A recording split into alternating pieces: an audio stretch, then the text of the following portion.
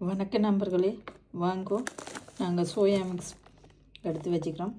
அதில் ஒரு பொரியல் பொருள் செய்ய போகிறோம். அது என்னன்னு சொல்லி இப்போ பார்ப்போம். சோயா மிக்ஸை நாங்கள் ஊற போடுவோம். சோயா மிக்ஸை தண்ணியில் நல்லா ஊற போட்டிருக்கு. எப்படி வந்துங்க, நல்லா ஊறி பொறுமை வந்திருக்கு. சோயா மிக்ஸ் 65 என்று சொல்கிற 65, அதைத்தான் நாங்கள் இப்போ செய்ய போகிறோம். மூணு தண்ணியில் கழுவுவோம். இல்லாமல் புளிஞ்சு போடுவோம். எடுத்தாச்சு. சோயா மிக்ஸ் ஊற போட்டு எடுத்து வச்சுக்கிறேன். அதோட கொஞ்சம் கடலை மாவு வேணும், அதோட கொஞ்சம் கோதுமை மாவு வேணும், அதை முடிச்சு வச்சுக்கிறேன். இதை போட்டு நாங்கள் மிக்ஸ் பண்ணுவோம். கோதுமை மாவு போடுவோம். எங்களுக்கு ஏற்ற அளவுக்கு நாங்கள் போடுவோம். ஏற்ற மாதிரி கொஞ்சம் கடலை மாவு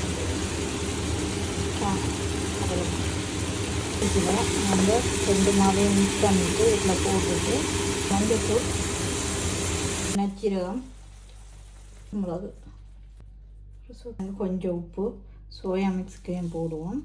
அந்த கலவைக்கும் கொஞ்சம் போடுவோம். சோயா மிக்ஸில் நல்லா உப்பு ஊறணும்.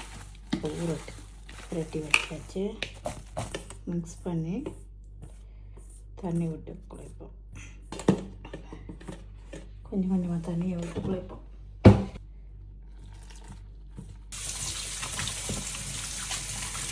இதில் கொஞ்சம் எண்ணெயை விடுவோம். இந்த கலவையை போடுவோம். இது தூள் போடலாம், நான் தூள் போடலாம். எண்ணெய் கொதிச்சுட்டு நாங்கள் போடுவோம்.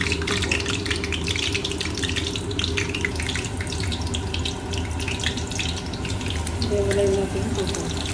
பொடி வச்சுட்டு நாங்கள் எப்படி போட்டுடுவோம். அப்படியே இறக்கி எடுப்போம். விளையாட்டு அப்படின்னு இருக்கும். இது வந்துட்டாங்க வைக்கணும். இதே போல் ஈஸியாக நாங்கள் போட்டு வைக்கிறோம். இப்போ சோயாவை பொரித்து எடுத்துட்டோம். சோயா 65 சொல்லலாம். 65 எப்படி இருக்குன்னு சாப்பிட பார்ப்போம்.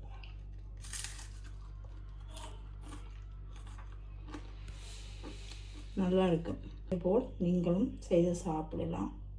உங்களுக்கு இந்த வீடியோ பிடித்திருந்தால் லைக் பண்ணுங்கள், ஷேர் பண்ணுங்கள், சப்ஸ்கிரைப் பண்ணி பெல் பட்டனை அமர்த்துங்கள். மீண்டும் அடுத்த ஒரு காணொளியை சந்திப்போம். நன்றி, வணக்கம்.